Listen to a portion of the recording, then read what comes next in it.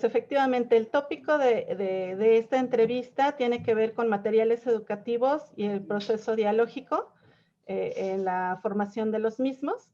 Y pues vamos a comenzar. Muchas gracias.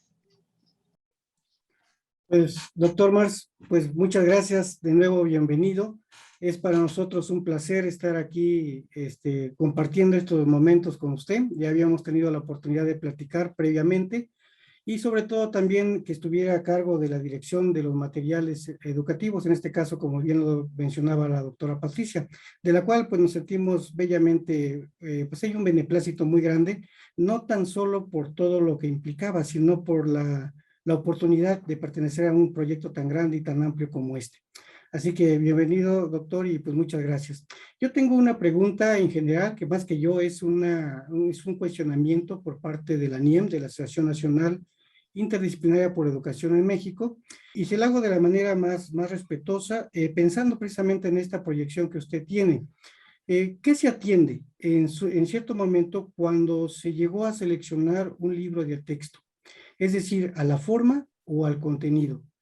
O en cierto momento, si se le dio a las innovaciones pedagógicas que fueron implementadas a través de organismos internacionales como la UNESCO, o en su momento también se determinó en mucho, que yo creo que sí, a la formación integral y las necesidades formativas de los niños, sobre todo pues mexicanos, ¿no? Es una pregunta, es un cuestionamiento y bueno, lo dejo en el uso de la palabra, doctor Marx. Muchas gracias. La respuesta, bueno, compañeros, para mí es todo un gusto el estar aquí con ustedes en esta charla. Mil gracias por la invitación. Trataré de ser lo más claro posible. Si tienen alguna duda o no queda algo lo suficientemente transparente, adelante, para tratar de resolverlo. Y ojalá que me puedan tratar como compañero Marx, todos, para hacer el diálogo más cercano. La respuesta es complicado, compañero, es complicado porque ahora tocaré lo que está sucediendo en la nueva familia, digamos, en la incipiente nueva familia de libros de texto, con base en la nueva escuela mexicana, con las reformas que hubo al artículo 3º. Pero si lo vemos a la distancia, desde la creación del libro de texto, en determinadas gestiones, en determinadas administraciones se tomaron medidas diversas. Yo recuerdo mucho cuando leía las memorias de Torres Bodet, cómo él señalaba en aquella programa que tuvo de bibliotecas, él lo llamó Biblioteca Enciclopédica Popular, si no mal recuerdo, la colección que él diseñó, que copiaba, bueno, al menos como proyecto, imitaba el proyecto de Vasconcelos de sus clásicos.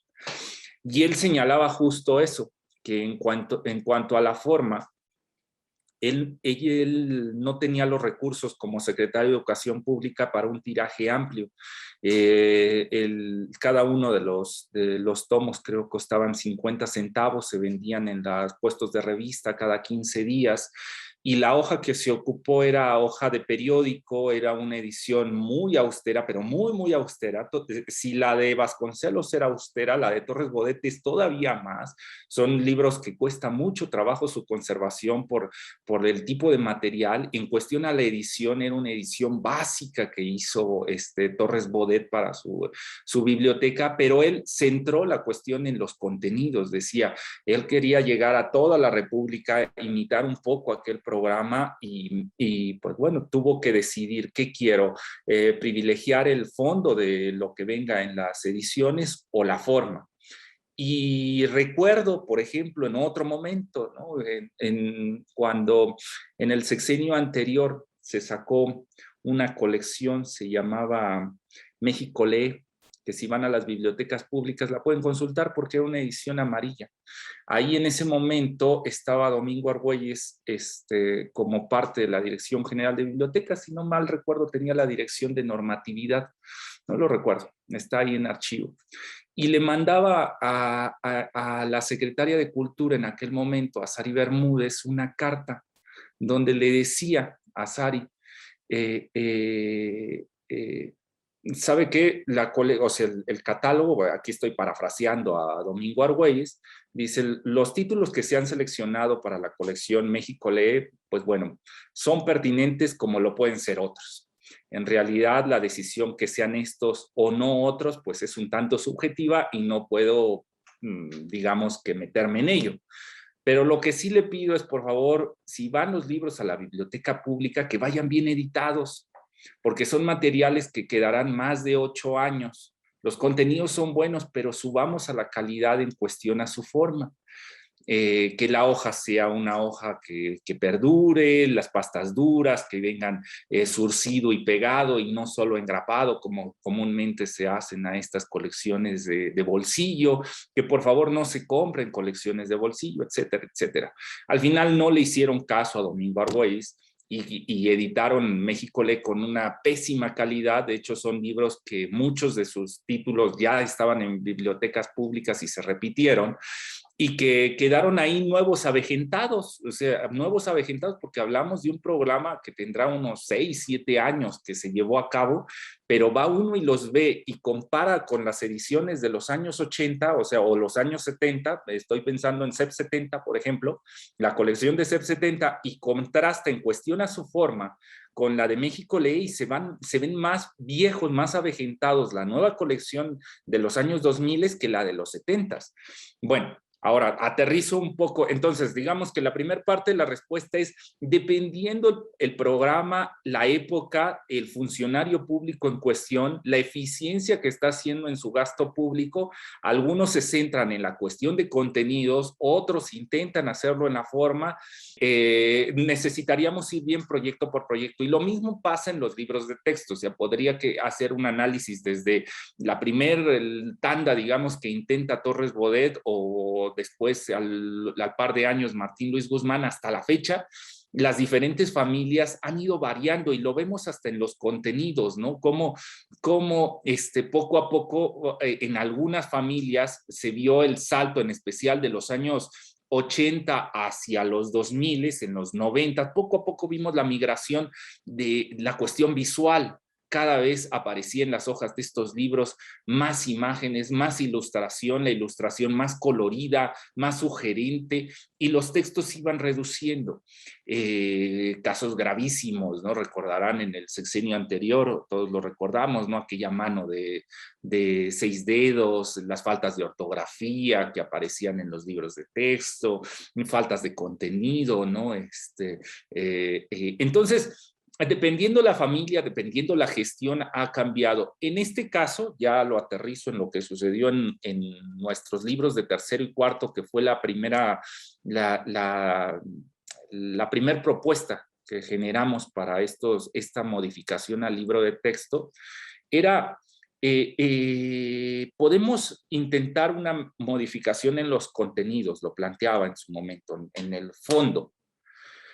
Ahí teníamos todo un problema, porque los planes y programas eran los que eran, es decir, los que siguen de manera oficial la Secretaría de Educación Pública, oficializados a través del Diario Oficial, y modificarlos, los contenidos, iba a ser complejo, tanto que se podía convertir esto en un hecho ilegal. Modificarlos sin que fueran acordes con los planes y programas. Esto de manera relativa, porque también si lo vemos a nivel histórico y recordamos aquellos primeros libros de Martín Luis Guzmán, vemos cómo el libro de texto y el programa de estudios pues no cuadraron, porque se hicieron al mismo tiempo, es decir, eran proyectos paralelos que llegaron a cruzarse, pero no por una coordinación, es decir, que a nivel histórico, el vínculo que ha tenido planes y programas con el libro de texto no es tan robusto como uno imaginaría. En el hecho de interpretación o el hecho de migrar el plano teórico a la práctica, cosificado, digamos, a través del libro de texto, es un hecho de traducción complejo que en muchos casos deja en el camino elementos que aparecían en los planes y programas. Entonces, digamos que desde una justificación histórica o teórica, podíamos ahí entre los márgenes jugar con las modificaciones al fondo, pero eso la conciencia también le pasaría a uno cuentas, ¿no? Porque está uno tratando de jugar con la normativa. Lo mejor en este caso, yo planteaba los primeros días primero hay que cambiar el proceso de cómo se diseña el libro de texto. Quitar una autoría, o sea, uno de los, y espero que me den la razón, que no me dejen mentir, es que desde la época de Martín Luis Guzmán hasta la fecha, el libro de texto se había diseñado como un libro de autor. Es decir, se había intentado con mucho esmero que no se notaran las manos de los creadores de aquellos libros, que se viera como si fuera un tanto objetivo los contenidos y que no quedaran con un nombre propio. Esto lo hizo Martín Luis Guzmán, por decir en voz alta, ¿no? No, sino que todos los que participaron en el libro de texto, que en aquellos primeros pues había sido por una invitación, estoy pensando en los de Martín Luis Guzmán, después si quieren hablamos del periodo previo, a los 2 años previos con Torres Bodet, ese pequeño periodo donde Torres Bodet pretende intentar algo con esos materiales y después ya se consolida a través de la creación de la CONALITEC y su primer director. Pero bueno, de ahí en adelante, desde Martín Luis Guzmán en adelante, todos los libros de texto intentaban esa visión de libro de autor. Ese es un primer cambio que queríamos hacer y no implicaba convertirlo en una antología donde cada actividad tuviera un autor diferente y que se viera como un hecho antológico, sino intentábamos que participaran más de un pequeño grupo en la creación, y que se abriera a un trabajo colectivo a nivel nacional. Ese proceso, al cambiarlo, estábamos ya modificando ambas cosas, tanto forma de la estructura del libro de texto como fondo, porque sabíamos que en la medida en que se abría a este diálogo horizontal en donde se le diera la oportunidad a múltiples actores, tanto profesores frente a grupo, como cronistas, como administrativos de la escuela, como profesores ya jubilados, como jóvenes normalistas, como investigadores, etcétera, eso haría que si lo vemos desde un punto de vista filosófico, en cuestión del relativismo, haría que el objeto de estudio se analizara desde diferentes perspectivas. Es decir, el contenido sigue siendo el mismo, pero el tratamiento de esos contenidos iba a cambiar y al final forma es fondo.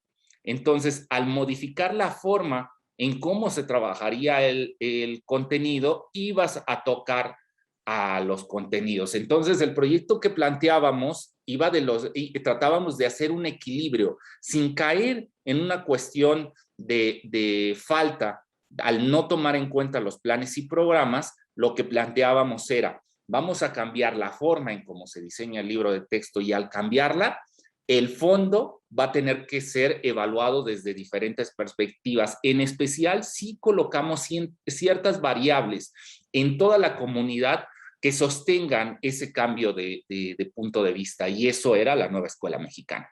Entonces, al subir elementos como equidad, como la comunidad, como trabajo colegiado, como la marginación, etcétera, etcétera, al subir elementos que ya venían desarrollados en la nueva escuela mexicana, pues eso abría las posibilidades de que abordar los contenidos diseñados en los planes y programas, tan solo estoy pensando en el contenido, no en el desarrollo pedagógico, en el desarrollo didáctico, al abordar esos contenidos desde una perspectiva diferente, pues el resultado iba a ser distinto. Y eso lo diseñábamos desde el escritorio. El gran miedo que teníamos era, cuando tengamos estos libros, ¿se verán diferentes? ¿O se verá igual el libro de texto de tercero de español, el de la familia anterior, con este nuevo, donde el proceso había cambiado? Por suerte, o digamos como resultado a lo que se había diseñado desde el ámbito teórico, sí eran diferentes los productos. Las actividades, aunque tocaban los mismos temas marcados en los planes y programas, el cómo se abordaba sí planteaba un cambio. La forma en cómo se abordaba ese fondo sí planteaba un cambio del proceso de enseñanza-aprendizaje, y nos quedamos muy, muy satisfechos aquí en la dirección porque se pudo consolidar un proceso diferente, saltar del encargo a una persona o un grupo de personas especialistas a una convocatoria nacional donde cualquiera pudiera participar, donde no fuera un encargo directo del director general o de la secretaría o de un subsecretario o de un grupo de especialistas hacia otro grupo de especialistas, sino una convocatoria abierta donde cualquiera, sin importar su condición social, su condición racial, su condición geográfica, su condición física, pudiera participar en la convocatoria y plantear lo que él cree que debiera ser el desarrollo de ese contenido. Y pues esa es un poquito mi respuesta, es decir, en esta ocasión, lo que tocamos primero fue la forma del proceso en el desarrollo del libro de texto, con la expectativa de que al modificar la forma del desarrollo del proceso íbamos a cambiar el fondo, aunque los contenidos sean idénticos. Gracias, doctor. No, de nada, de nada. Pues muchas gracias. Continuamos con nuestra siguiente pregunta. En ausencia de la maestra María Concepción Bautista Vázquez, nos va a acompañar en este momento la maestra María Eugenia Rivera. Muchas gracias, maestra Maru. Adelante. Buenas tardes. Profesor Max, yo quisiera, a nombre de la maestra Conchita, que no nos pudo acompañar el día de hoy, quisiera preguntarle cómo se integran la diversidad cultural en los contenidos de los nuevos libros de texto gratuitos. La respuesta también llevará a diferentes niveles, ¿no? Primero, y retomo la respuesta anterior, la cuestión del tratamiento de los contenidos.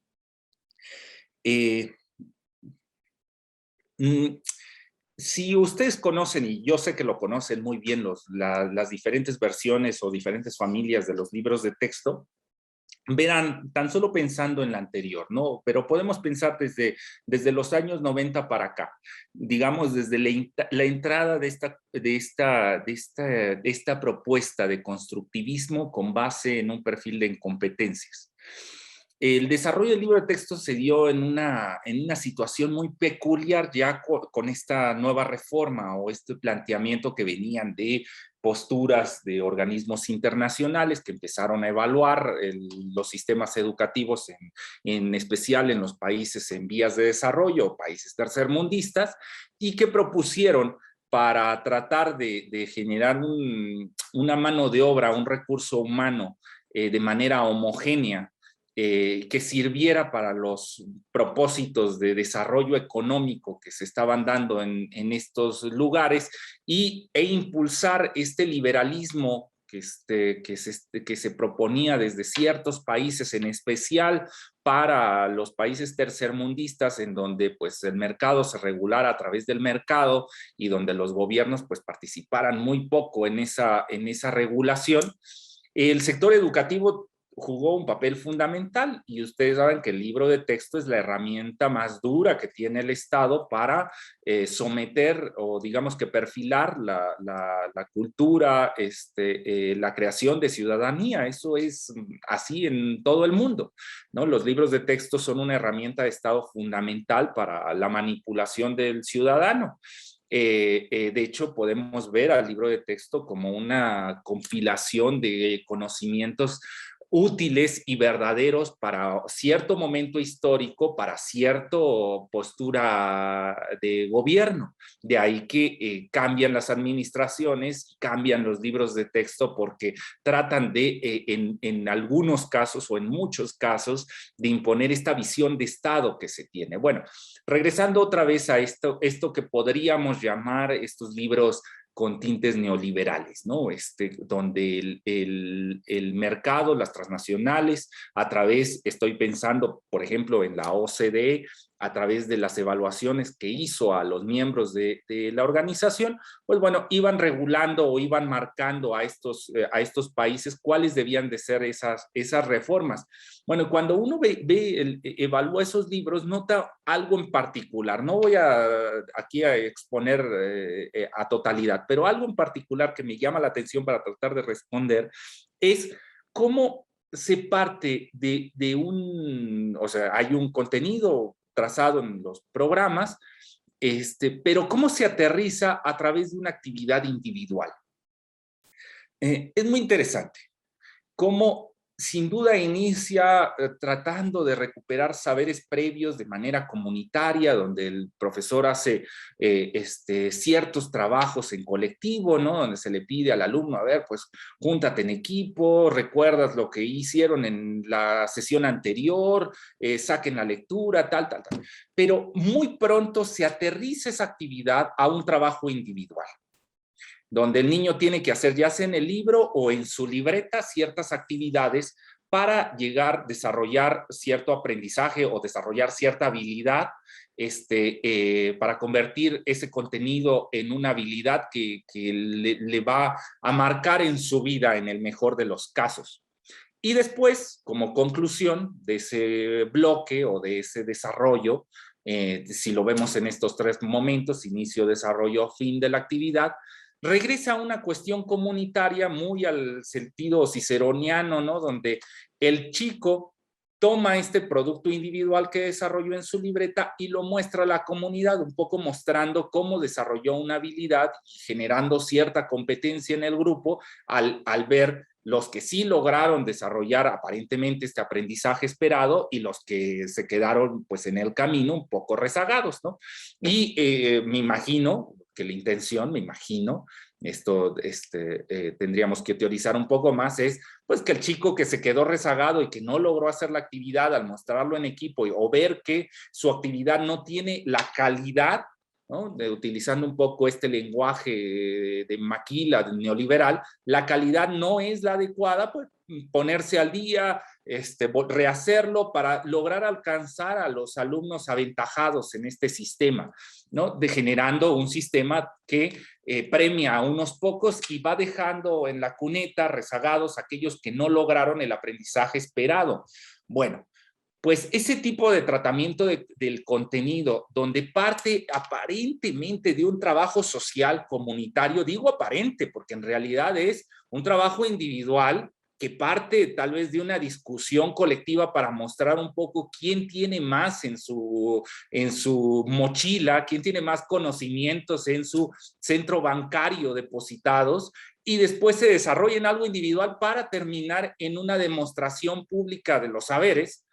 Pues eso lo intentábamos modificar, porque lo que estaba generando es una propuesta donde el rezago castigaba tanto al sujeto que lo dejaba fuera del sistema educativo, ¿no? Íbamos dejando desechos educativos, o sea, el sujeto se iba convirtiendo en un desecho de la educación en la medida en que no lograba desarrollar los aprendizajes. Esto después se suaviza un poco al lograr y aquí podríamos hablar horas, ¿no? De las inconsistencias que ha tenido estos planes de estudio al desarrollar habilidades o al intentar desarrollar habilidades, pero tener una evaluación de estas habilidades de manera tradicional a través de cuestiones prácticamente conductistas, de memorización, donde se castiga al que no ha logrado memoria porque la evaluación es a través de un examen final o qué sé yo.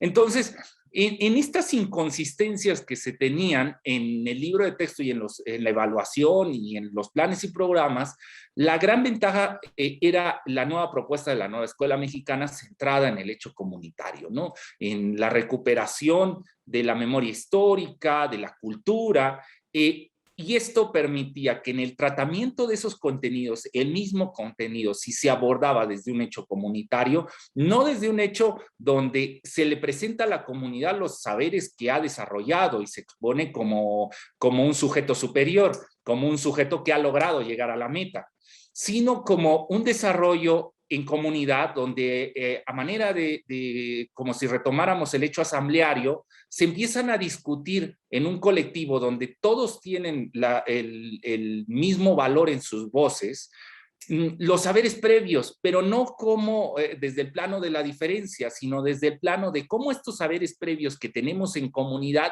nos pueden servir primero para encontrar cuál es el problema que hay en nuestra comunidad, cómo este contenido abstracto puede aterrizarse en nuestro entorno. Y después, ¿cómo lo podemos ver? Porque si no observas el problema que hay, pues difícilmente lo vas a poder abordar. Es decir, primero, estos contenidos previos ayudan para visibilizar el problema que puede ser aterrizado a través de ese contenido que se desarrollará en la actividad. Y después, en este tratamiento de los contenidos, nunca abandonar el hecho comunitario. No utilizar a la comunidad como si fuera tan solo un escaparate para mostrarse como un sujeto exitoso, sino un desarrollo donde todos tuvieran, donde no hubiera un desecho en el proceso educativo. Eso es algo que nos preocupaba. De ahí que después de lo que diría es cómo a través de las dinámicas que se proponen ya como planteamientos pedagógicos, es decir, donde no sea el clásico, ve a tu libreta y haz tal cosa, es decir, reclúyete en tu espacio, en tu esfera, aíslate y trata de ser el aventajado de este grupo, ¿no? Sino estás en comunidad, mantente en comunidad.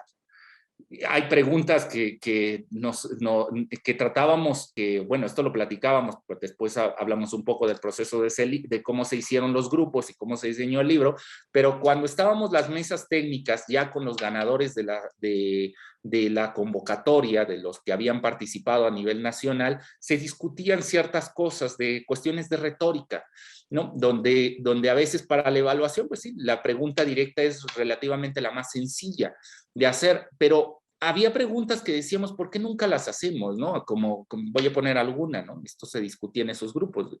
Ya lograste hacer esta actividad, bien, pero ahora la siguiente pregunta es, ¿todos tus compañeros lo lograron? Los que no lo lograron, ¿por qué no lo lograron? Aquellos que no lo lograron, ¿qué tendrían que hacer desde tu perspectiva para lograrlo? ¿Cómo pudieras tú ayudar para lo que aquellos lograran alcanzar el aprendizaje que tú lograste? Este tipo de cosas que reflexionábamos en la mesa era cómo aterrizamos el hecho. Entiendo muy bien la lectura. El proceso de lectura es algo complejo, difícil, e implica un desarrollo individual.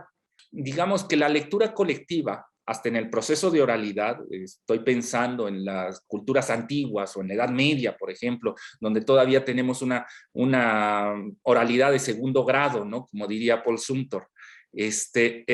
Pero hasta en esos procesos de oralidad hay cierta interiorización del proceso de lectura. Ya cuando entra el texto escrito y se da la lectura en voz baja o la lectura silenciosa, la lectura se convierte en un fenómeno individualista, o sea, se convierte en un proceso individual de desarrollo, de asimilación del contenido. Ese es un gran problema que teníamos en el desarrollo del libro de texto, de que constantemente el mismo hecho de leer el libro llevaba digamos que encapsular al sujeto a través de la dinámica que estaba llevando en la mediación que daba el libro de texto. Pues eso lo tratábamos de romper. Último elemento, la ilustración. Si a veces una imagen habla más que 1000 palabras, eso lo entendió muy bien Alciato en el siglo XV, en el siglo XVI, cuando propone sus emblemas, los primeros trabajos entre poesía y música, poesía e imagen, jugando con toda la tradición clásica que teníamos desde la antigüedad griega con Simias de Rodas y sus poemas visuales. Pues bueno, una imagen dice más que 1000 palabras. Entonces planteábamos que esta cuestión de la diversidad cultural se viera reflejado en la ilustración. Un ejemplo que me marcaban el otro día, creo que era en Twitter, creo que era en el libro de tercer grado, si no mal recuerdo, de español, que decían, ¿cómo puede ser que esta lectura, la lectura del emperador, apareciera una imagen donde el emperador fuera un emperador azteca, siendo que es una lectura occidental donde debieran aparecer pues un emperador de un reino occidental, ¿no? Con toda esta tradición cultural. Y nosotros justamente que buscábamos ese cambio que habla de una colonización de los sujetos donde solo ha quedado como un pilar básico la cuestión occidental. Tratábamos de actuar también a través de la imagen de una especie de colonización del proceso didáctico a través de unos contenidos que sin duda, al ser planteados desde un plano neoliberal, pues son contenidos de una línea clara, occidental, donde los saberes ancestrales mexicanos que van a aparecer, ¿no? Las tradiciones que van a aparecer, la diversidad cultural tampoco va a aparecer. ¿Por qué? Porque ha quedado normado a través de los conocimientos enciclopédicos universales filtrados a través de las necesidades de mercado. Entonces, la ilustración fue el último elemento que utilizamos en estos libros para todavía aterrizar aún más la cuestión de la diversidad cultural y la cuestión de la marginación y de que el sujeto se enfrentara a la imagen y que fuera algo que lo sacara de su zona de confort, lo pusiera en contacto con su contexto inmediato y lo hiciera tener una reflexión crítica, una reflexión en donde lograra vincular la imagen con su entorno inmediato, con el texto, y a través de ese vínculo, de esta unión de varios sectores, entonces llegar a un desarrollo todavía posterior, donde él propusiera algo, donde no fuera un lector pasivo, donde solo está a través de una formación bancaria, quedándose en el cerebro un montón de conocimientos, sino que estuviera en una posición activa donde él propusiera cuáles eran los rumbos, cómo iba a aterrizar esos contenidos en su vida diaria. No sé si contesté. Sí, muchas gracias. Muchas gracias. Tenemos ahora la participación del profesor Marcos Rodolfo López Ortiz de Tepic, Nayarit. Buenas tardes a todos, compañeros. Buenas tardes, doctor Max Arriaga. Un placer. Gracias por la convocatoria. Creo que si no hubiera sido por ella, no estuviéramos aquí presentes y no fuéramos ese equipo que estamos conformando de la Asociación Interdisciplinaria por la Educación en México, Asociación Nacional. Gracias. Un placer. Bien, la pregunta es la siguiente. La Coneval evidenció que existe una desigualdad económica y tecnológica en México cuando se implementa el programa Aprende en Casa. De ser cierto, ¿qué otra medida cree usted que se va a implementar? O si hay que implementar, ¿tienen pensado algún programa para combatir o abatir estos índices o este rezago o esta evidencia que se da, obviamente con un material educativo de calidad? Gracias. No, muchas gracias a usted, compañero, por la pregunta. Sí, y esto creo que lo han visto a lo largo de estos 3 años.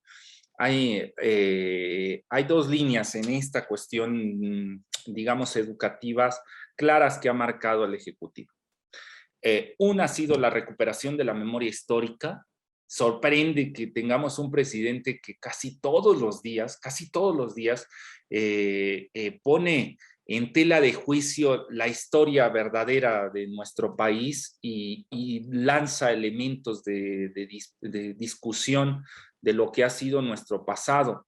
Sorprende porque hasta un especialista en historia, pues bueno, no a veces se van especializando en ciertas etapas, ¿no? Y notar a un presidente que logra transitar desde cuestiones de la conquista, después pasar a la reforma, regresar a la cuestión de la independencia. O sea, es un presidente muy peculiar el que tenemos, con un dominio de la historia amplio, y vemos que esa ha sido una de sus líneas, la recuperación de la memoria histórica, hasta llegar casi al punto de la intrahistoria.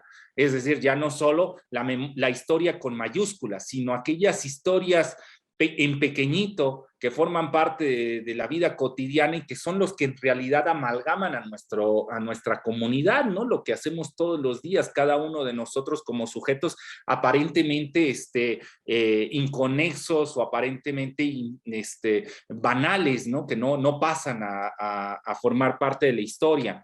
Entonces, eso por un lado, recuperación de la memoria histórica, y por otro, el fomento a la lectura.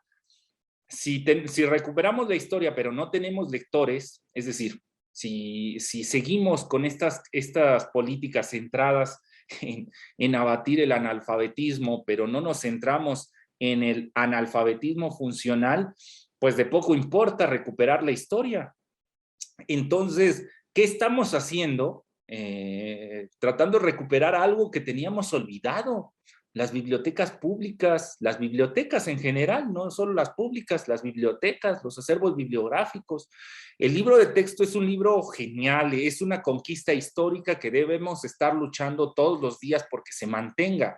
Creo que a nadie, hasta el conservador, hasta el sujeto más frío, a nadie se le cruza en la cabeza decir es un programa caro que debemos erradicar y que ya no haya libros de texto. Pero también entendamos que ese libro de texto necesita un contrapeso. Y ese contrapeso debe ser amplio. Y ese contrapeso son las bibliotecas. O sea, sí, los conocimientos que han sido perfilados en el libro de texto están bien. Y es el primer paso para llegar a hacer una campaña en contra del analfabetismo funcional. Pero aparte de esos libros, debe el profesor y los alumnos tener un catálogo amplio donde puedan resolver las dudas que no haya sido capaz de resolver el libro de texto, desarrollar más los saberes, aterrizarlos aún más en las comunidades. De ahí que las colecciones de esas bibliotecas deben de estar bien seleccionadas. Recordaba yo la Biblioteca Enciclopédica Popular de Torres Bodet o la de clásicos de Vasconcelos, pero podríamos recuperar CEP 70, CEP 80, libros del Ricón, y veríamos cómo poco a poco, hasta llegar a México Lee, etcétera, veríamos cómo poco a poco se iban centrando más en la cantidad que en la calidad de los contenidos. Debemos recuperar otra vez, cambiar esos modelos y tener una biblioteca robusta. Yo sé que lo más fácil, y aquí muchos se frotan las manos, compañeros, ¿no? En la cuestión de los presupuestos, es que cuando hablamos de adquisición de libros, pues ahorita no adquiere por la cuestión de sistema en la que nos encontramos, donde se ha devaluado tanto la lectura y la educación, pues el que invierte en un libro pues es un sujeto rarísimo. O sea, estamos en una comunidad donde el consumo de libro pues prácticamente no existe. Si le preguntan a una persona común, oiga, usted de su salario, ¿cuánto invierte en comprar libros? Bueno, pues se va hasta sonreír, ¿no? Diciendo, si no tengo dinero para pagar la luz, ¿cómo va a tener dinero para comprar un libro? Y cuando hablamos ya de distribución del recurso económico en la administración pública, pues comprar libros hoy, que son libros que en el mercado no se pueden acomodar, pues es una tentación muy pequeñita. Es decir, los grupos empresariales lo que quieren es que compremos computadoras, tabletas, intentemos dar señales de internet a todo el mundo, teléfonos celulares, y claro, porque lo ven hasta como una plataforma. Dicen, bueno, si yo te ayudo, recuerdo algunas pláticas que tuve, no voy a mencionar nombres, ¿no? Pero si yo te ayudo y te doy tantas tabletas, pero tú me ayudas a que los programas que aparezcan, los libros que aparezcan aquí, los contenidos, vayan acompañados de publicidad. Así ganamos los dos. No, que vamos a ganar los dos, solo ganas tú. Es decir, te estoy ayudando a que estemos formando este tipo, estés capturando, estés cooptando cada vez más a la población. Entonces hay que tener mucho cuidado. Yo sé que aquí recibo muchas presiones por parte de muchos grupos de interés que dicen, es que lo que debes de hacer es no comprar ya libros. Lo que debes hacer es comprar tabletas, comprar computadoras y repartirlas. Vemos estos datos y decimos sí, y cuando tenemos que el 80% de la población vive en zonas rurales, ¿qué hacemos? Además sabemos, y aquí todos los compañeros veo en las partes de atrás, bueno, al menos el de Fátima, y alcanzo a ver un poco a José Macario y a Patricia, que atrás tienen sus libros porque saben que el ser humano no ha encontrado una manera más fácil de preservar la información que a través del libro. Mientras que una tableta, un teléfono celular, ¿cuántas veces de nosotros hemos descargado un libro? Se pierde el celular, se descompone, ya la nueva aplicación ya no jala bien, es decir, logras jalar el PDF, pero ya no se ven los comentarios, pierdes información porque no ha logrado el ser humano en este desarrollo tecnológico generar un invento con la capacidad que ha tenido la hoja de papel para la preservación de la información. De ahí que en este momento, con este desarrollo que tenemos en este país en donde vivimos, el libro físico sigue siendo el invento óptimo para la distribución del conocimiento, y eso es lo que estamos haciendo. Lo han visto en el Fondo de Cultura, ahí están sus 21 del 21, la colección Libros del Pueblo, los libros de historia que ha sacado tanto el INERM, el INA, y ahí va, poco a poco van en esta discusión cuáles son la biblioteca básica que debiera estarse distribuyendo en todo el país, si es que todo el país tiene las mismas necesidades. Esa es la gran discusión que se tiene en los foros, ¿no? Porque es un dinero público. Entonces, cuando se aterriza es, ¿qué hacemos? Vemos la producción editorial, escogemos los mejores títulos, tratamos de promover ciertos títulos que digamos, que abran la mente del sujeto para tratar de resolver los problemas que hay en su entorno, con el tinte de manipulación que puede implicar aquello. O sea, cada una de estas colecciones tiene discusión atrás, dura en cuestión filosófica, en cuestiones de ética, en especial de ética. Entonces, sí, eso se está haciendo la recuperación de las bibliotecas como parte fundamental para tratar de democratizar la educación, y otro es acercarnos a los maestros. Es lo que hacemos, ¿no? A mí cuando me invitan, yo encantado, porque me ahorran una visita. Voy a ir a Puebla, por cierto, en 15 días estaré en Puebla, en Tlaxcala y en Veracruz. Puebla, Hidalgo y Veracruz. Toda la semana estaremos ahí visitando a esos estados.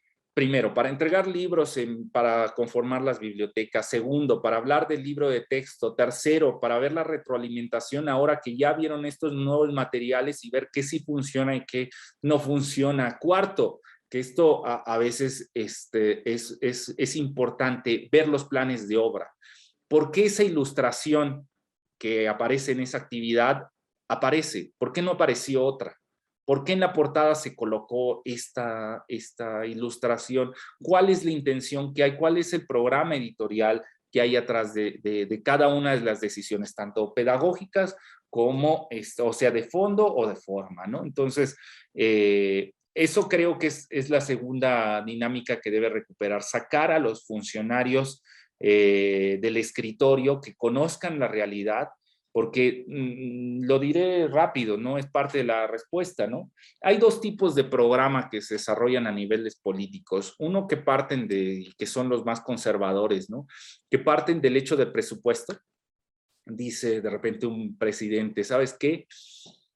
Yo quiero una estela de luz, ¿no? Y tenemos tantos millones de pesos para hacerlo. ¿Eso resuelve una problemática social clara, evidente? No. Surge de un capricho, ¿no? De repente alguien dice, yo quiero esto, y se construye porque se tiene el recurso. Esa manera de hacer proyectos es la más sencilla. Siempre. Hay muchos funcionarios públicos que de hecho rechazan el cargo de funcionario público porque lo primero que le dicen a su mando inmediato superior es, ¿cuánto recurso voy a tener a disposición? O sea, dices tú que quieres recuperar las bibliotecas, pero ¿cuánto le vas a invertir? No, es que la inversión va a ser la misma. Entonces no entro. ¿Por qué? Porque no se puede. Necesitas invertir dinero para que salgan los proyectos. Claro, eso es lo más sencillo. Si yo les doy 1,000 millones de pesos a cada uno de ustedes hacen lo que quieran. Con dinero se hace lo que sea. Ahora, ese lo que sea a veces acaba bien y en otras muchas ocasiones no. ¿Por qué? Porque el dinero ciega al funcionario. Lo primero que debe hacer el funcionario es reconocer cuáles son las problemáticas que hay en su entorno.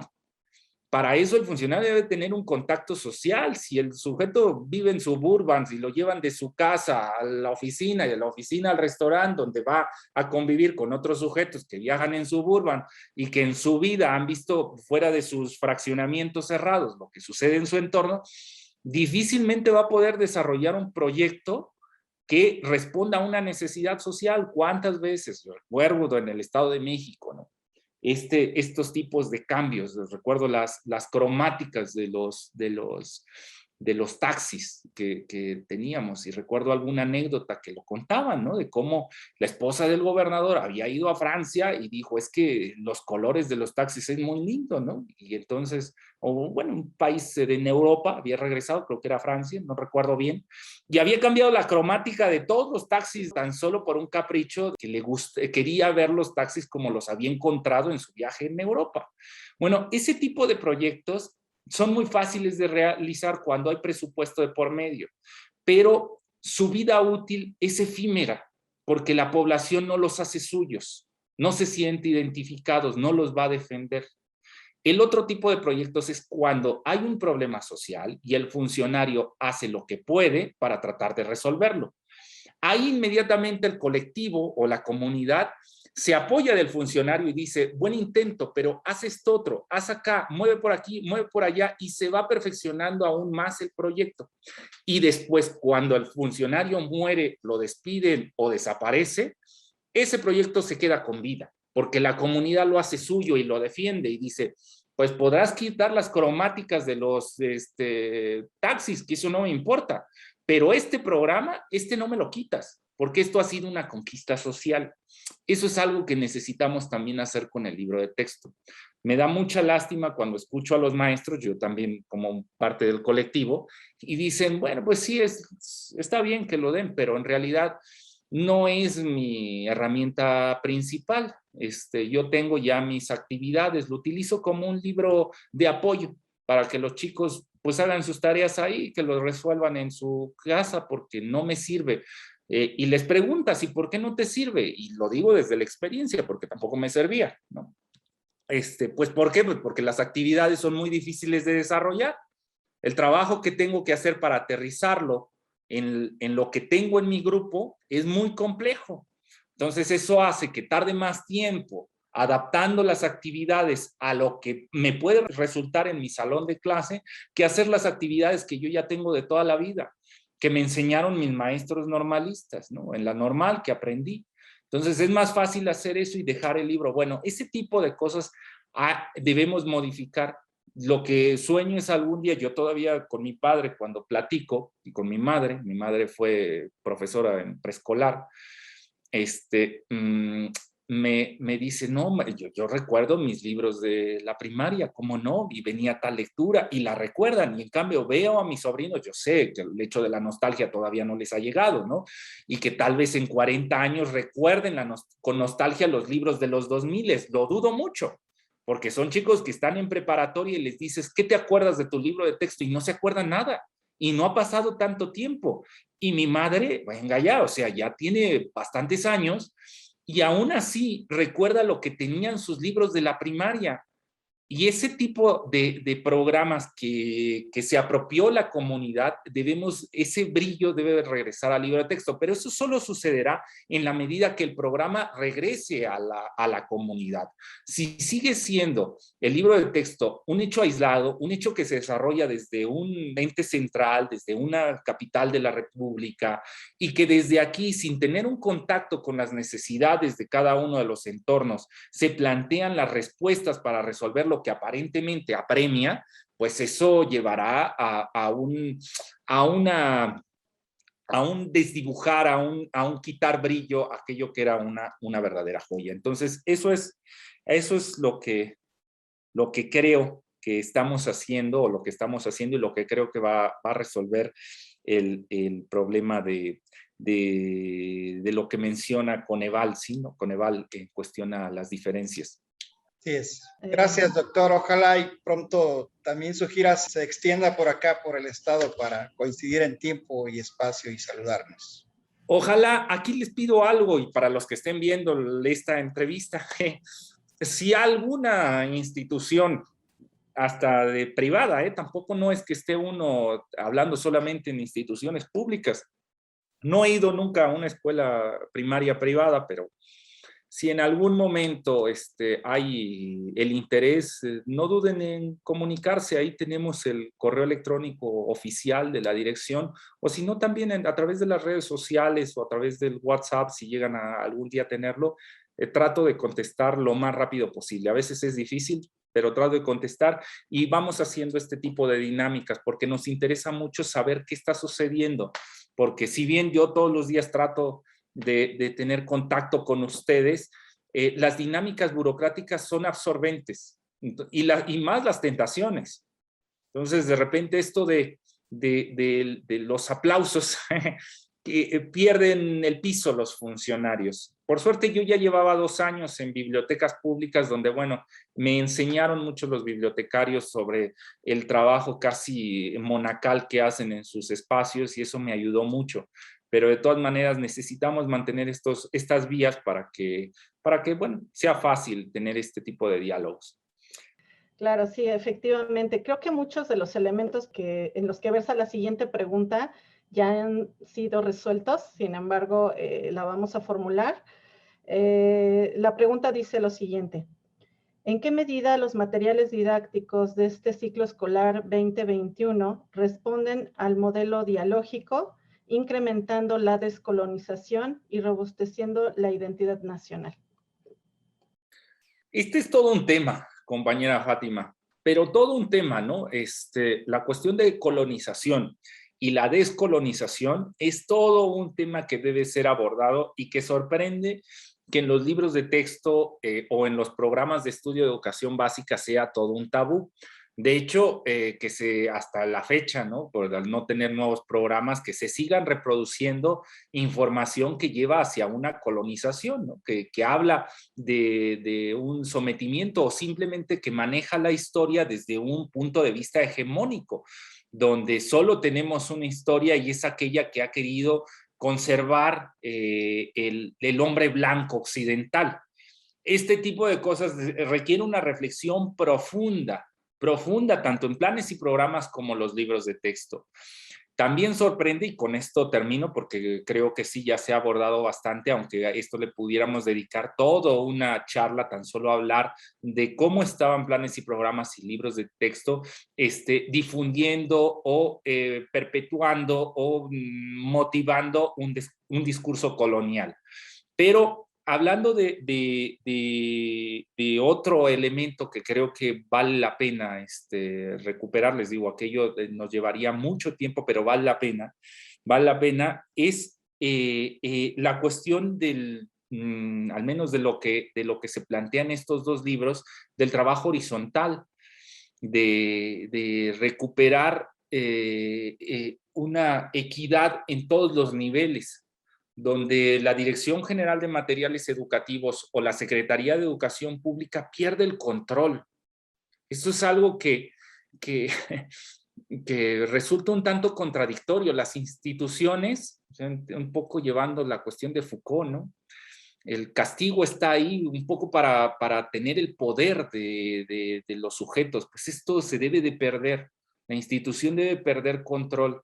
Si en realidad lo que se plantea en el artículo 3º, en esta reforma, en la cuestión de la nueva escuela mexicana, implica un hecho de equidad, donde la discriminación, donde los sectores marginados tienden a desaparecer, eso conlleva que la Secretaría de Educación Pública, a través de sus planes y programas y de sus libros de texto, debe perder el control, debe de tenerle confianza a los maestros y permitirles que ellos, a través de sus experiencias, desarrollen los procesos educativos, como en realidad sucede, porque nosotros lo sabemos. Además, la Secretaría, en mi caso, el Estado de México, digamos que en el México profundo, o después cuando me fui a Chihuahua, a Ciudad Juárez, sabíamos muy bien que también la Secretaría, esta cuestión de control, pues es subjetiva, ¿no? Porque en realidad hay mucha apatía, tan solo es apariencia de control, pero que uno dejaba de lado el libro de texto y no pasaba algo, o que de repente se centraba uno, tocaba el contenido porque veía que los chicos lo necesitaban y me centraba en esto y no pasaba algo. O sea,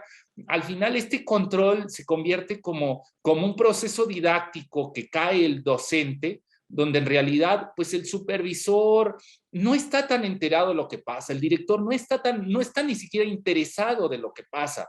Entonces hay libertad en el aula para modificar los contenidos de planes y programas del libro de texto y adaptarlo a las necesidades del entorno. Eso lo sabemos que hay.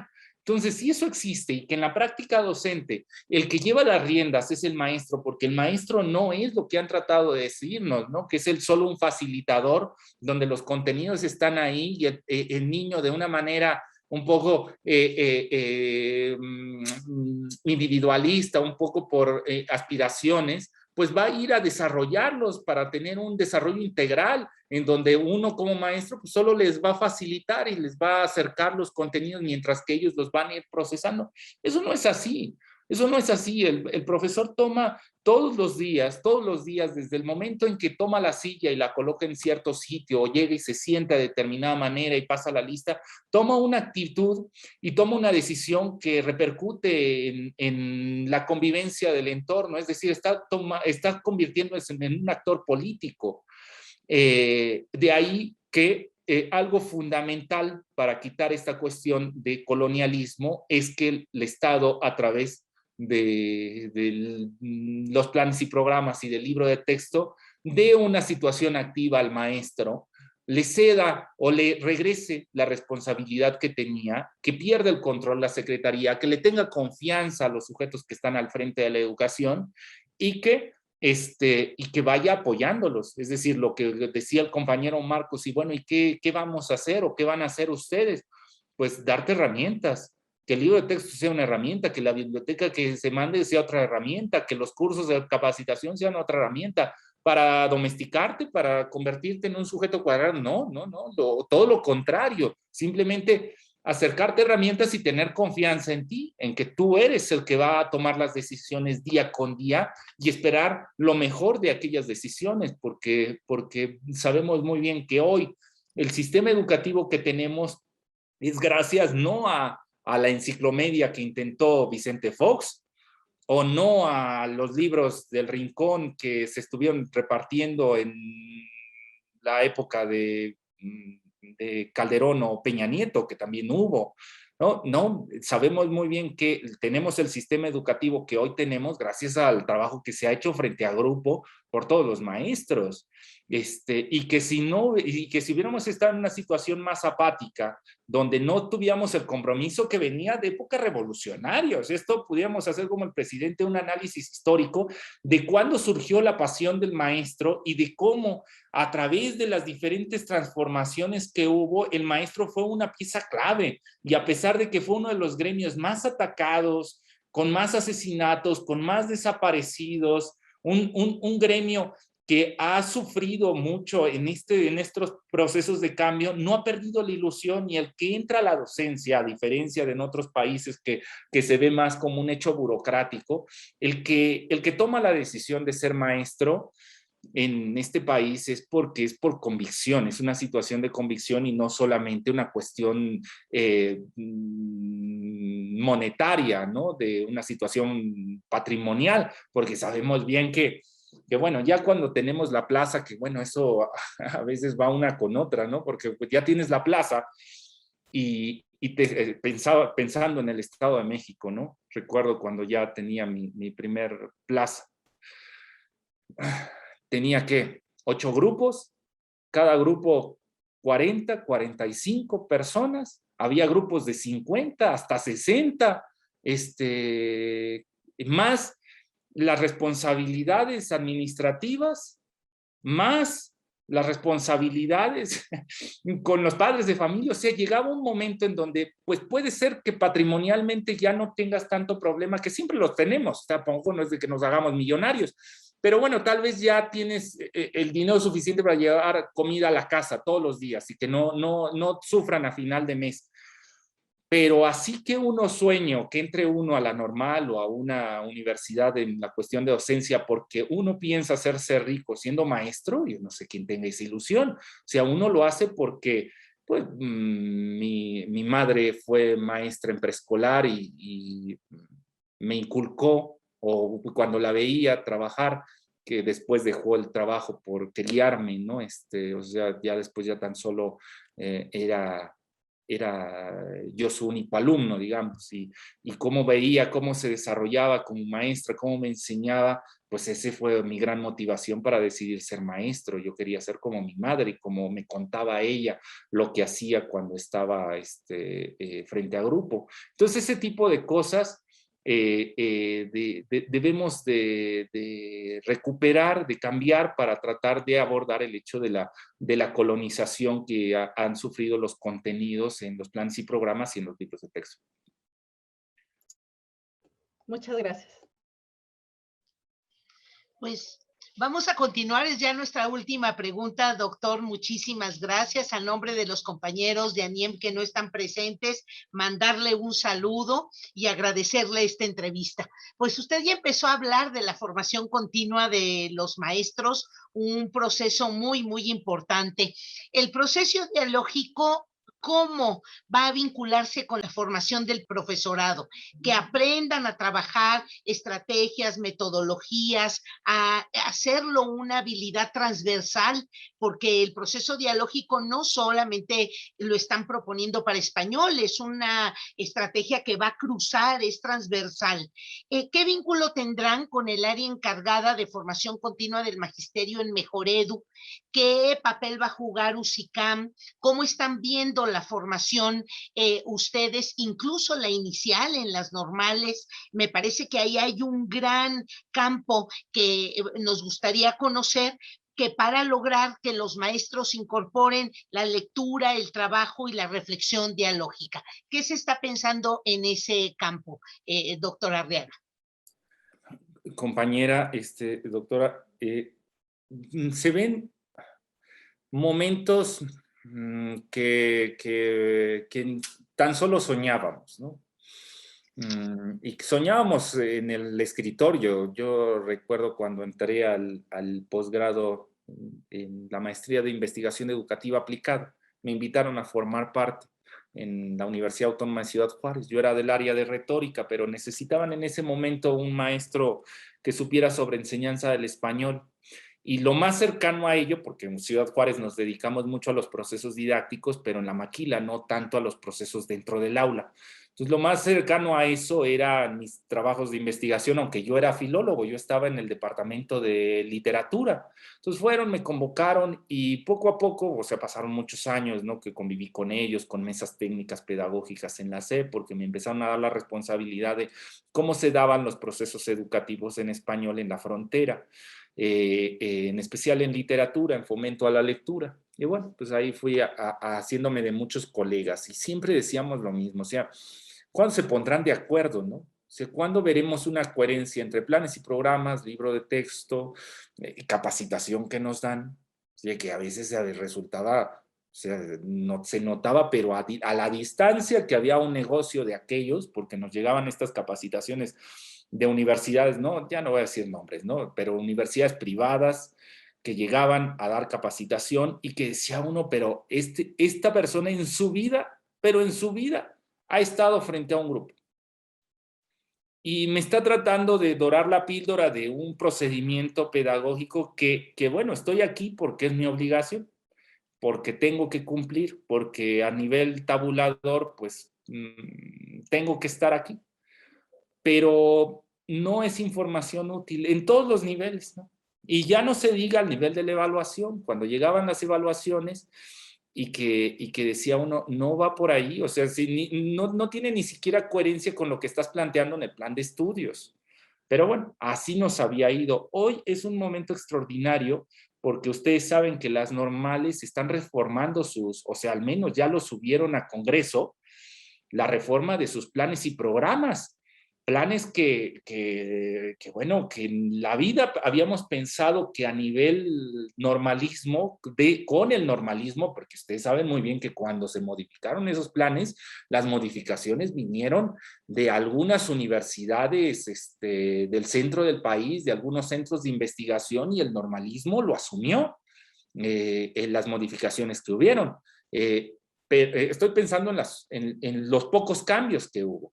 Pero el que se haya convocado al normalismo y que sea a través de un Congreso Nacional en donde todos estén en ese momento discutiéndose sobre los cambios que debe tener esa reforma de los planes y programas, que encaja con la reforma al artículo 3, lo que llamamos la nueva escuela mexicana, que encaja con lo que está haciendo educación primaria en planes y programas, suena muy bien. Suena muy bien. ¿Por qué? Porque esto va a detonar un montón de cosas. Va a detonar cambios en libros de texto, en capacitación, o sea, en la cuestión de planeación, en la cuestión de evaluación. Y entonces esto se vendrá como si fuera una pieza de dominó que va a empujar a una, a otra, y nos vamos a ir todos en un bloque. Eso es lo que soñamos. Eso es lo que se está trabajando todos los días desde acá, desde la institución. Ojalá.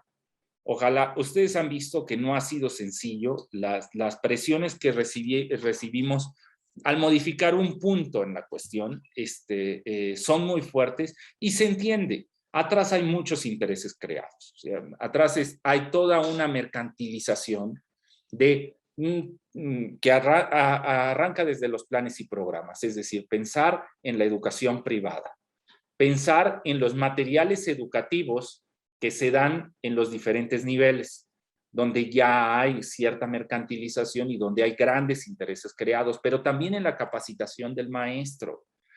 Y así en los diferentes niveles. Entonces, hay toda una maquinaria que fue construida, que ahora al momento de tratar de cambiar los procesos y que eso implica cambiar el fondo de la discusión, eso pone a temblar a los diferentes sectores.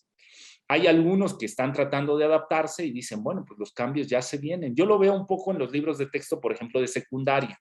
El viernes estuve en la Cámara Nacional de la Industria Editorial de México, presentando los libros de texto, porque un poco lo veía, bueno, ya los presenté con los alumnos, con los maestros, ya lo presentamos en Zacatecas, en Durango, como los 2 primeros estados donde participamos, ya vamos a ir a Puebla, Hidalgo, Veracruz, pero pues digamos que vamos un poco a territorio hostil, o sea, es decir, al contrapeso que tenemos, que son los libros privados.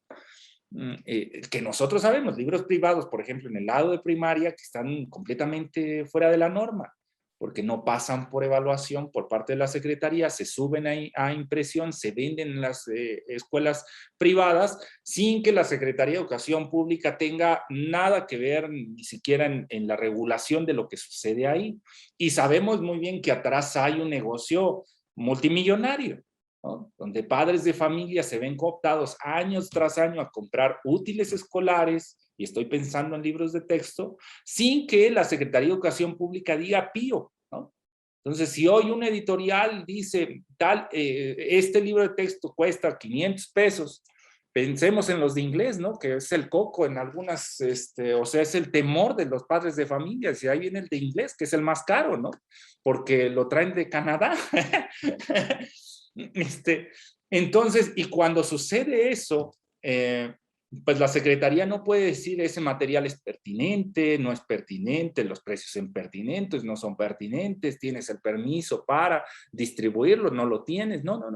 Bueno, pues fuimos a la Cámara, presentamos los materiales justo con esa intención, que ellos evaluaran qué es lo que se está haciendo. Y creo que hasta ellos mismos, esa es la impresión que me quedó después de la visita, se dan cuenta que se acerca una transformación en el ámbito educativo, que está ahí, que arrancó en el 19, cuando se paró en el 2019 aquella reforma del 17, ya se empezó a ver que iba a haber un cambio profundo. Y hoy creo que al menos lo vi en la CANIAM el viernes, creo que ya muchos editores dicen, esto ya no se va a poder modificar.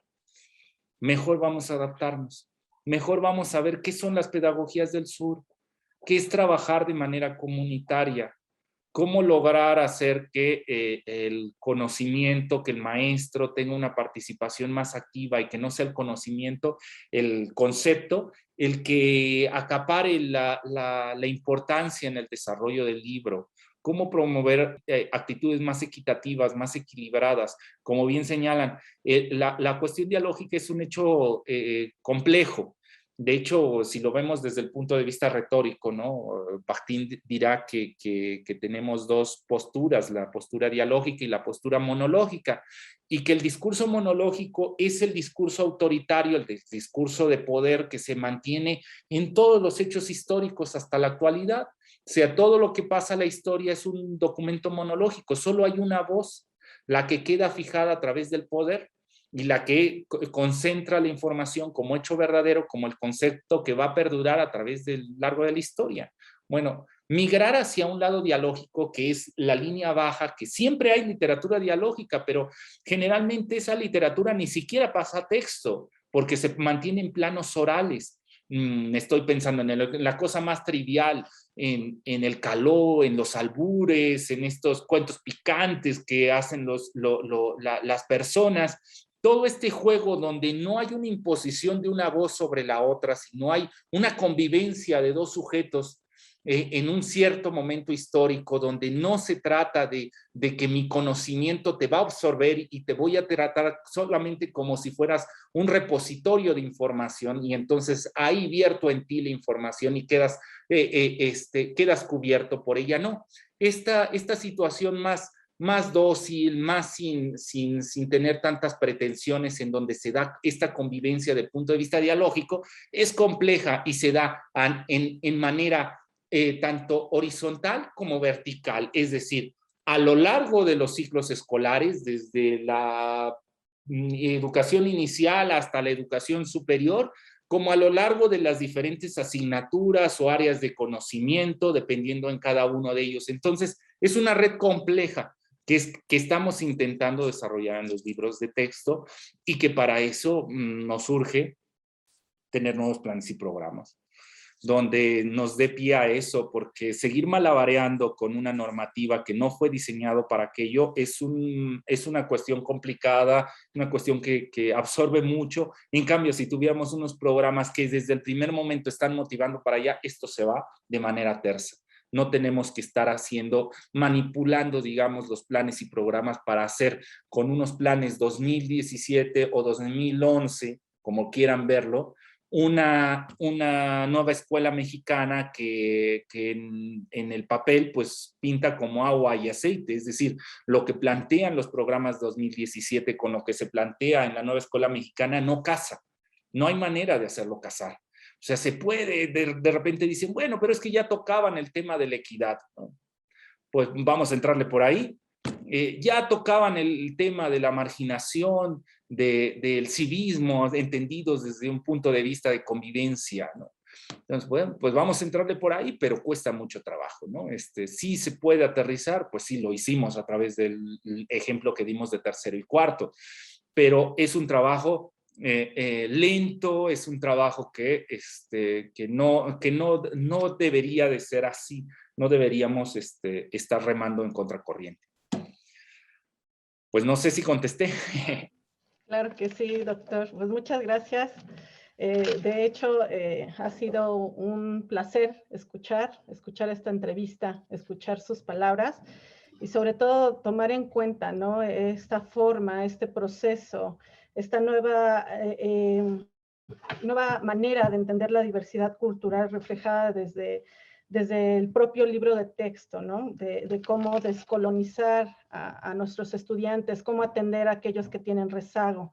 Estas palabras de la historia dentro de la historia, e incluso esto que usted de repente señalaba, ¿no? La biblioteca pública como una herramienta indispensable, en pensar más en calidad que en cantidad. Estos elementos que realmente hay que voltear a mirar, en donde la política no se hace a partir de pensar en que la necesidad se tiene que adaptar a la política, sino al contrario, ¿no? Las necesidades son la realidad. Esta conquista social del libro, como bastión del libro de texto gratuito, es lo que hace diferente a la formación docente, y que además esta esperanza que se abre al final del túnel, que es la reforma de planes y programas de las escuelas normales del país, creo que van a ser una punta de lanza para grandes cambios que son muy necesarios.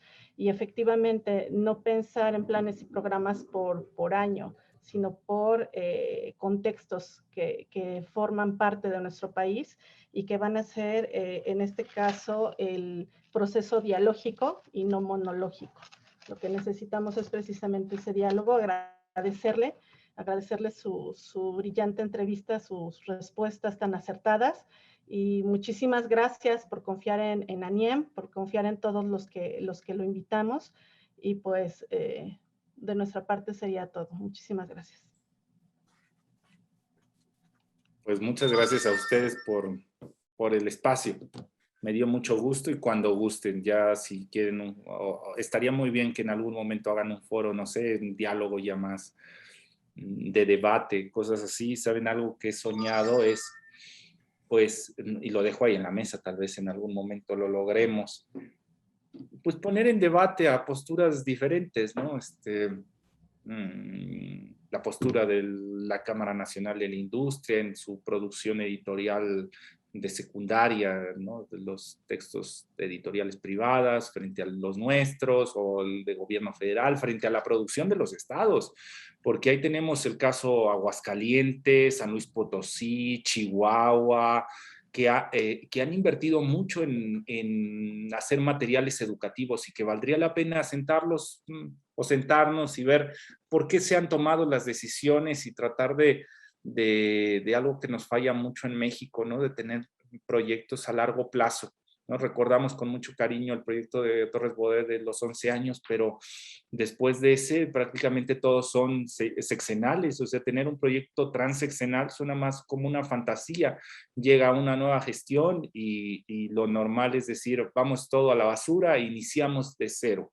Claro, eso les digo otra vez, a nivel de gasto público, eso es genial, porque iniciar de cero es empezar a soltar dinero por aquí, por allá, por allá, por allá, por allá, y ahí salen los grandes negocios. En cambio, construir a lo largo de diferentes sexenios un proyecto que llegue, que se vea con miras amplias, es complejo, pero sería lo ideal. Ojalá, y eso tiene que ver en muchos casos porque no hay intención de diálogo, ¿no? En muchos casos el funcionario, a veces porque no domina el tema, otros porque ha llegado ahí por recomendaciones, qué sé yo, lo que hace es pertrecharse en su escritorio y poner una gran barrera y decir, no me pases a nadie, porque no sé qué contestar. Y entonces de ahí le hablo al CIMBESTAF y le digo, oye, ustedes que tienen una maestría en materiales educativos, díganme qué hago, por dónde voy, qué es lo que tendría que hacer. Y entonces saldrá por ahí algún listillo que levante la mano y diga, mire, páseme 500 millones de pesos y yo le resuelvo el problema. Y así se van haciendo los grandes problemas que hemos tenido, que hemos observado, porque no responden a problemas reales, y eso tiene que ver porque el funcionario a veces, en algunos casos, o en la mayoría de los casos, no se da el tiempo para analizar su historia de la institución, estar viendo los programas que hubieron, sentarse con los actores y discutir. Y, hombre, no es de que nosotros estemos inventando el agua tibia. Yo les decía, esto lo intentó Torres Bodet en su momento. Si leen el libro de memorias, ahí menciona cómo cuando Torres Bodet, en su segunda gestión como secretario, él parte con el hecho de hacer un libro colectivo con maestros y hace una convocatoria abierta. El problema es que en aquella época, estoy pensando finales de los años 50, pues la profesionalización del magisterio era básica. Mi madre, por poner, ya salió varias veces en la plática, pero mi madre se hace maestra de preescolar tan solo con la primaria, que era normal en aquella época. Y el que le dieran a estos profesores con educación básica la responsabilidad de hacer los libros de texto parecía una fantasía, o sea, parecía un sueño. Decían, pues esto no va a salir bien, y no salió bien. Pero hoy vivimos en otra época. Hoy los maestros en todo el país tienen una profesionalización que en muchos casos sorprende. Y muchos es autodidacta, ¿no? En muchos casos no es porque el sindicato nos apoye mucho o porque el Estado nos apoye en demasía. En algunos casos sí, pero en la mayoría de los casos es por una convicción, por tratar de saber más, por tratar de tener mayores herramientas para nuestros alumnos. Bueno, pues hoy una convocatoria como la que planteó Torres Bodet, que fue la que imitamos, dio buen resultado. Pues bueno, no estamos inventando nada nuevo. Es simplemente algo que ya se trabajó en su momento, que pintaba bien de manera teórica, pero que llegó a mal resultado por el momento histórico. Ahora, pues hay que contrastarlo con otras experiencias nacionales, internacionales y aprender de ellas y tratar de hacerlo mejor por el país, porque al final lo que somos, ustedes como yo, ustedes frente a grupo y yo en este momento como funcionarios, somos servidores públicos. No estamos aquí para beneficiarnos económicamente, sino estamos aquí porque tenemos una pasión por el servicio a la comunidad.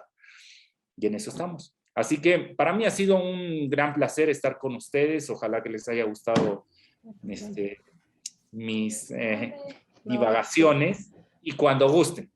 Doctor Marx, gracias. antes de despedirnos, ¿qué le diría usted a nuestros compañeros maestros de toda la República Mexicana? ¿Cuál sería la forma en que se puedan ellos integrar este gran proyecto de nación, independientemente de alguna convocatoria que pudiera darse? Gracias, doctor, y muy amable por su tiempo. Algo que tiene la 4T, lo he repetido a lo largo de la plática, es que trata de formar. No quiero decir que en todos los cuadros estamos iguales, porque el monstruo de burocracia que tenemos es gigantesco. Y tanto el partido, o sea, estoy pensando en Morena, como la Cuarta Transformación, no tenía cuadros hechos. Entonces, lograr poner a cada una de las unidades administrativas un funcionario de la 4T es imposible en este poco tiempo, pero lo que ha intentado la 4T o la Cuarta Transformación, el gobierno, es que las instituciones se abran a la población. Hoy tenemos a funcionarios más sensibles, a unidades administrativas más sensibles, donde ya no, en teoría, ya están eliminadas esas barreras que teníamos. Entonces, ¿qué le pido a los maestros? Está bien hacer crítica desde el escritorio. Yo lo hacía todos los días en la universidad con mis estudiantes, ya cuando formaba formadores. Todos los días ahí estaba, no bajen la cabeza, no hay que bajar la mirada. Si estás bien, no es cuestión de mirar hacia otro lado. No se van a resolver las cosas mirando hacia otro lado. Tienes que hacer algo. Yo entiendo que a nivel sindical, a nivel sector, a nivel sección, no podemos hacer gran cosa porque necesitamos las voluntades de otros, pero sí lo puedes hacer en tu salón de clase. Entonces, haz algo. Bueno, hoy estamos en un momento donde las instituciones se están abriendo y veo que a muchos maestros, a muchos, y esta es una crítica más para las universidades, ¿no? Porque sabemos muy bien si hay calidad en el magisterio frente a grupo en educación básica, si hay calidad en el normalismo, también lo sabemos que hay una excelente calidad, en algunos casos ellos dicen que hasta mejor, en las universidades públicas. Bueno, pues a mí me sorprende cómo hasta el momento, en esta Dirección General de Materiales Educativos, no ha llegado ningún cuerpo académico, ningún grupo de investigadores de alguna universidad a señalar algo. Y están las puertas abiertas todos los días. Bueno, mi teléfono en muchos casos es hasta público. O sea, muchos compañeros dicen, este es el teléfono de él. O sea, si le hablas, igual y no te contesta, ¿no? Pero si le mandas un WhatsApp, bueno, si le hablas en fin de semana o las tardes, tal vez sí te contesta. Pero en algunos casos el WhatsApp es más fácil. Y ni así, o sea, están desde los escritorios quejándose de lo mal que se está haciendo en el ámbito educativo, pero no hay una intención de resolverlo. Ojalá le pido a todos estos maestros frente a grupo que ya sea en una convocatoria abierta, ya sea acercándose a la Dirección General de Materiales, a diseño curricular, todo lo que ellos saben, o todas esas dudas que tienen, o esos proyectos que han sido exitosos, lo acerquen a nosotros y que tratemos de construir entre todos, porque si creemos que en esta cuestión paternalista o mesiánica, que va a llegar alguien con una varita mágica y que va a tocar los planes y programas y que eso va a ser la panacea, eso no es así. Esto es un trabajo que debería ser colectivo. Si seguimos esperando ese Mesías, no va a llegar, porque ya esta cuestión paternalista debemos superarla, debemos trabajar entre todos. Hoy el presidente nos ha dado una gran oportunidad porque en lugar de cerrar las instituciones, nos obliga a todos los funcionarios a tenerlas abiertas, pues bueno, nosotros como población en general, o pienso en los maestros frente a grupo, pues impulsar a que esto continúe así. Entonces yo les pediría a todos los maestros, acérquense al gobierno federal. En serio, estamos tratando de hacer las cosas bien. Lo hacemos con buena fe y con los elementos que hemos aprendido a lo largo de nuestra vida, pero no lo conocemos todo y nos equivocamos todos los días. Así que les pediría eso, acérquense a nosotros, busquen el contacto, busquen relacionarse. Sé que muchos de ustedes, hay muchos maestros que se han incorporado a esto y dicen, lo veíamos en los grupos de trabajo del libro de texto, dicen, yo no quiero dinero, yo quiero participar en la transformación.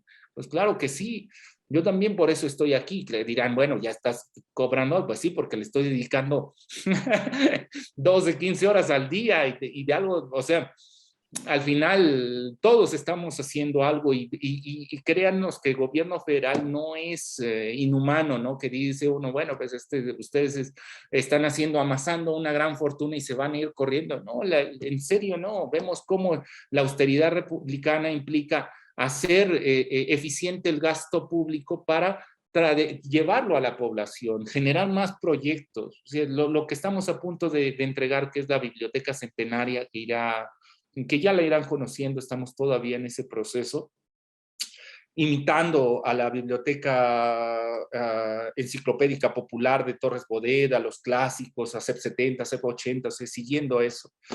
Dirán, esto debió ser un proyecto que le invirtieron 100 millones extra. No son 100 millones extra. Es menos, pero ese dinero salió de la misma unidad administrativa, es decir, era presupuesto que ya estaba de este año, que se hizo del ahorro de cambiar de aquí para allá, de allá tal, hasta que se logró hacer el monto y entonces se hizo el proyecto. Así estamos trabajando. Entonces eso les diría, acérquense con el gobierno federal y que no nos pervierta el sistema, ¿no? Cuando vean a un funcionario que empieza a mirar hacia el lado oscuro, jalarle las orejas y decirle, es por acá, compañero. No se deje seducir por esos cantos de sirena, es por este lado. Pues sí, doctor, pues por aquí cuando vengan aquí a Puebla, ya saben, las puertas abiertas, aquí es su casa, una amistad, aunque sea para algo de emergencia, aquí estamos en Puebla. Muchas gracias, compañera. Pues que tengan bonita noche. Muchas gracias, que esté muy bien. Buenas noches, gracias. Muchas gracias. Luego. Buenas noches. Gracias y acá lo esperamos por tierras nayaritas. Un gusto. Muchas gracias. Espero pronto estar con ustedes. Hasta luego. Hasta luego. Saludos. Gracias. Hasta luego.